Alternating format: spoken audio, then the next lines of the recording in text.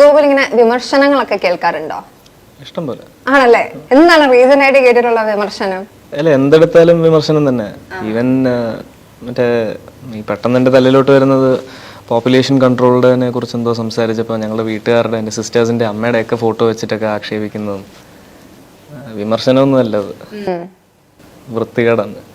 എൻ്റെ അച്ഛൻ ഈ പാർട്ടിയിലോട്ട് ജോയിൻ ചെയ്തതിൽ പിന്നെ എൻ്റെ അച്ഛൻ വേറെ ഏതോ ആളായെന്നുള്ള മട്ടിൽ ഒക്കെ ആൾക്കാർ അജണ്ട ബേസ്ഡ് ആണ്, നമുക്കറിയാം. എന്നാലും അത് വലിയ സുഖമില്ല. ഞാനത് വേറെ എവിടെയോ പറഞ്ഞിട്ടുണ്ട്. എൻ്റെ അച്ഛൻ കുറച്ച് അഴിമതിയൊക്കെ, ഇപ്പോഴത്തെ ആൾക്കാരെ പോലെ അഴിമതിയൊക്കെ കാണിച്ചിട്ട് എനിക്കൊരു ഹെലികോപ്റ്ററൊക്കെ മേടിച്ച് തരുന്ന അച്ഛനായിരുന്നെങ്കിൽ ഞാൻ ഈ വിമർശനമൊക്കെ പോകില്ലെന്നും പറഞ്ഞിട്ട് ഞാൻ വിടുമായിരുന്നു. പക്ഷേ എൻ്റെ അച്ഛൻ അതൊന്നും ചെയ്യുന്നില്ല. ഇൻഫാക്ട് വീട്ടിൽ നിന്നുള്ളതും കൂടി എടുത്ത് വെളിയിലോട്ട് കൊടുക്കുക. അങ്ങനത്തെ ഒരാളെ ഒന്നും പറയുന്നത്, ഇനി എന്തെങ്കിലും ചെറിയൊരു തെറ്റ് ചെയ്താൽ പോലും പറയുന്നത് എനിക്ക് ഇഷ്ടമല്ല. കാരണം ഒരുപാട് പ്ലസ് ഉണ്ട് പുള്ളിക്ക്. അപ്പം മൈനസ് ഒരെണ്ണം എവിടുന്നോ ചെകഞ്ഞ് കുഴിച്ചെടുത്തിട്ട് പറയുന്നത് അതൊരു അജണ്ട ബേസ്ഡ് സാധനം. എനിക്ക് അങ്ങനത്തെ ഒരു ഫേക്ക് മോക്കറി എനിക്ക് ഇഷ്ടമല്ല. നേരിട്ട് ആരെങ്കിലും വന്ന് എന്തെങ്കിലും പറയോ ഇൻസൾട്ട് ചെയ്യുന്ന രീതിയിൽ സംസാരിക്കുന്നതും ചെയ്തിട്ടുണ്ടോ? വിധിയായിരിക്കും അവരുടെ. ഓക്കെ, അപ്പൊ അങ്ങനെ സംഭവിച്ചിട്ടില്ല അല്ലേ? ഇല്ല, അങ്ങനെ പൊതുവെ ആരും ചെയ്യില്ലല്ലോ. മിക്കവാറും ഓൺലൈനിലോ ഒരു ഫ്ലോക്ക് മെന്റാലിറ്റിയാ. ഒരു 10 പേര് പറയുമ്പോഴേ 11ാമത്തെ ആള് ജോയിൻ ചെയ്യുള്ളൂ. ഒറ്റയ്ക്ക് നിന്ന് അധികം നട്ടൽ കാണിക്കുന്നവർ വളരെ ചുരുക്കുക. കുറച്ച് ഗുണ്ടകളാരെങ്കിലും ഒക്കെ കാണും അങ്ങനെയൊക്കെ കാണിക്കുന്നു. അല്ലാതെ സാധാരണക്കാർ ഈ സോഷ്യൽ മീഡിയയിൽ കുരയ്ക്കുന്നവർ ഒരു കൂട്ടം കൂടി നിന്നേ കുരയ്ക്കുള്ളൂ. അവർ ഒറ്റയ്ക്ക് നിന്ന് കുരച്ചാൽ ചിലപ്പോൾ അവർക്ക് പണി കിട്ടും. അങ്ങനെ ഒരാൾക്ക് ഞാൻ ഒരു ഒരെണ്ണം കൊടുത്തിട്ടുണ്ടായിരുന്നു.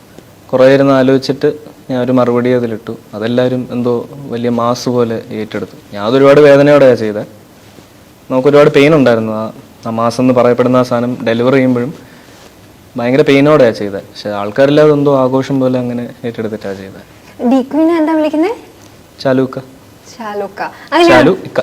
ചാലു എന്നാണ് അദ്ദേഹത്തിന്റെ പെറ്റ് നെയിം. എല്ലാവരും വീട്ടുകാരൊക്കെ അങ്ങനെ വിളിക്കുക. അപ്പൊ ഞാൻ അച്ഛനൊക്കെ പറയുന്നത് കേട്ടിട്ട് അറിയാതെ അങ്ങനെ വന്നു പോയതാ. അല്ലാതെ അഡ്രസ് ചെയ്യുമ്പോൾ DQ എന്ന് തന്നെ അഡ്രസ് ചെയ്യും. എന്നെ ഗോകു എന്ന് വിളിക്കും. നിങ്ങളുടെ എല്ലാവരുടെയും അങ്ങനെ സർനെയിം അല്ലെ വീട്ടിൽ വിളിക്കുന്ന പെറ്റ് നെയിം എന്താ? Goku, Baggy, Boo, Maddy. ഭയങ്കര വെറൈറ്റി പെറ്റ് നെയിം.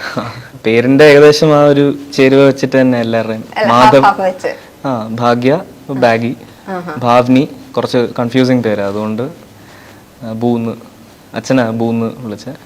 അച്ഛൻ തന്നെ തോന്നുന്നു എല്ലാരെയും ഈ പേരുകള് വിളിച്ച. എന്നെ അമ്മയാന്ന് തോന്നുന്നു. ഗോകു എന്ന് ആദ്യം വിളിച്ച അമ്മ, ബാക്കി എല്ലാവരും അച്ഛനാ.